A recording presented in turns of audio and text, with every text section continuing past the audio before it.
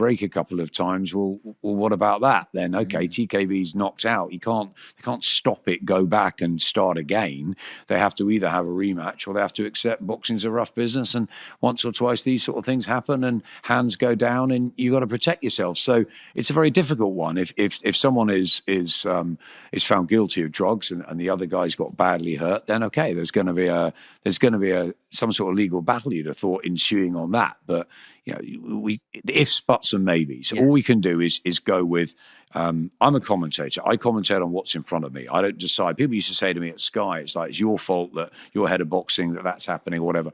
Yeah, sometimes maybe it is, but ultimately I don't decide. The promoter puts the fights on. Yeah. We do talk about it, about what should go on, but the promoter is in charge of the event and what fights go on. The fighters are responsible for actually fighting, so that's another unknown or unpredictable. We as commentators commentate on it. It's like when we went to Saudi and people were saying you shouldn't go to Saudi Arabia. Went to Saudi Arabia because Saudi Arabia was the event putting on the show. I've been to Saudi many times in the last few years, and I think there's huge change going on in Saudi, and that's really good to see. So I think it's always best to stay out of the sort of areas of, what should happen like that with the drugs, whatever.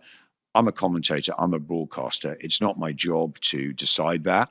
I have an opinion, and my opinion is there should be no drugs in sport, full stop, in sport, but particularly boxing, because boxing is so dangerous. So no, I'd like to see drugs being eradicated, but if a fighter is found guilty, they should be putting their hands up at least to say, hey, we're going to get to the bottom of what happened and take their punishment that is administered. And the punishment, the problem is, varies from fight to fight and year to year and governing body to governing body. So maybe there is a place in the future in boxing where there is one, sort of universal governance that says this is what has to happen at British level, at European level, at world level, or maybe it has to happen at every level. But it's a lot of money. There's a huge expense in the process of VADA testing and stuff. So that's another area of difficulty. Yes. You've mentioned a few people's names in there, like David Adelaide, who just won this weekend. What do you think about his performance? Yes, the referee did shout out sort of break, and then there was a hit. But regardless of that, he did know how to finish that shot. He looked really powerful. And I feel that, well, you'll probably tell us more so, there's a new era of heavyweight boxers coming through now. I was just looking it up. He's 6'4"?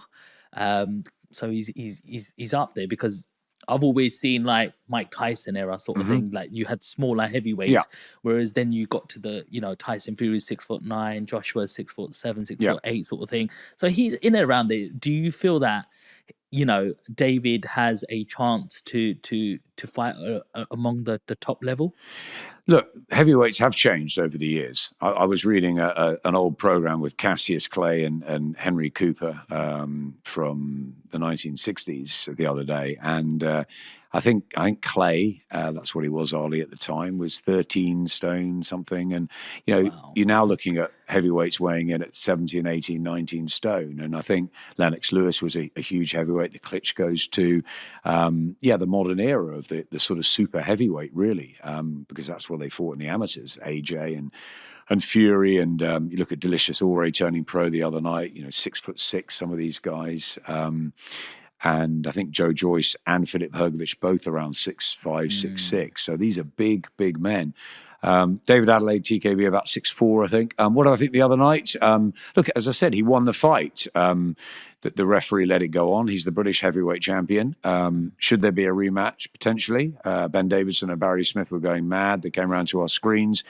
The referee definitely called break. I think he called break a couple of times. But then there was earlier in the fight where TKV may have hit David after a break. So these things can happen in boxing. Matt Macklin was showing me on his way home, because he had Corey O'Regan, and he said that when Jack Rafferty hit him, the referee had his hand in there. So look, there are things that happen in there, and referees sometimes get it absolutely spot on, and sometimes it's tough being a referee too, when to call that time, and especially with heavyweights where one punch can change things and they've got to get in there. So it's a hard job being a ref. I think maybe a rematch is the fair outcome. I think TKV was boxing really well. I don't think David had a great night until that point. I spoke to Adam and Booth and David afterwards, and he didn't really let his hands go. Unfortunately, he did at that time, and he won by knockout. So I think he's got power. I think he's got a place at that, within that heavyweight table. He's the British champion now, so he'll have to show us a lot more to move into that world elite. He lost to Fabio Wardley, so but he's certainly one of the guys out there. But I think we'll see TKV come back because of that, and there's a huge amount coming through. But the guy I'm really hot on is Moses Italma. I think he's the future of the heavyweight division. I think he's a very, very talented fighter. He hits really hard. He's got beautiful feet. His timing are good. He's incredibly dedicated. And I think the most important thing about Moses is you talk to the likes of AJ, Fury, Lawrence Okoli, everyone that he's been in with, sparring with since he was a young kid. Nobody says anything bad about Moses Italma. Quite the opposite. They say he is absolutely lightning. And I know Moses quite well, and he wants to go and spend time with Alexander in his camp and learn from Usyk too. I love what I see with Moses. So yeah, there's a great deal of heavyweight talent coming through. Ajit Kabayel's a guy that people aren't really talking about, but he keeps on upsetting the odds. He keeps on putting terrific performances on. So he's right up there for a challenge soon. So Daniel Dubois, of course, is still late 20s. So there's a lot of young lions around, and the heavyweight division is going to be mixed up for the next couple of years after Alexander Usyk retires. But still, Usyk is the man to beat at the moment. Yeah. We've got to talk about where we're talking about Easter coming up, the egg. Mm-hmm. Obviously, I get it. I understand it. People who weren't talking about boxing are talking about boxing now because of the egg. Obviously, when Eubanks slapped Conor Benn with the egg on the face, it's all over the papers. Everybody's asking me for fight predictions who weren't even following boxing. So I get the stunt behind, and I think like Eubank is a very intelligent young man, especially just like his father. He's just alone on this side, and then you've got a whole row of articulate, you've got the Eddie Hearns, you've got Nigel Benn, who's been through it all, the Dark Destroyer. You've got Conor Benn sitting there where I don't think he's much of a talker. He'll say a little bit here and there. But the way Eubank has articulated himself and conducted himself and tried to stage it alone without even his father in the background, but then also getting fined, I think it was about 100,000 for that stunt. First of all, I just want, your opinion around the whole sort of situation of the fight. And then second of all is, what do you think of this? We talked about things, not being correct, VADA testing as much, etc. But when a piece of egg hits somebody's face, is it really something that should be made an example of £100,000? There's a lot in that question.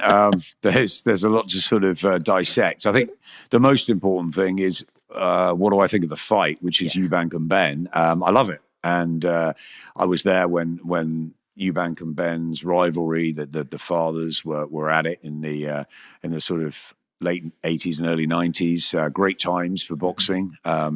Big fight nights and millions watching on terrestrial television, and a genuine rivalry of hatred. And I got to work with Nigel and Chris for the latter sort of few fights of their careers. And brilliant sort of characters as well as fighters. And they were really, really good fighters. I don't think either of their sons is quite as good as Chris Senior or Nigel, but they're very good. And it's a wonderful story, the sons of the legends. And of course, because of what happened with the failed drug test and all the stuff that Connor's had to go through to clear his name, and all the sort of the nightmare period he's had, and Junior as well, because he lost his beloved brother Sebastian. So the Eubank family had tragedy. Conor was trying to sort his own career and life out, and they've had a rough couple of years, the pair of them. So I'm really pleased to see this fight back on. There are people that don't like the fight. Frank Warren doesn't. Frank doesn't like the fight at all. Simon Jordan's not a fan. There's people I really respect in the business that don't like this fight, but I love it. I love a story. I love something that pulls you in. The hook, the tale. That's what's fascinating. It's almost like 80% in the build-up. You want to be invested in it because you want to get to see it and feel it. And I think Chris Eubank Jr., as you said, very intelligent. I think he's utterly premeditated what he did with the egg, and I think he's completely manipulated the press conferences and the build-up to the way he wants it to be. I thought he dealt with Eddie fantastically, and Eddie is the best speaker and showman, but the way he just sort of silenced him was terrific.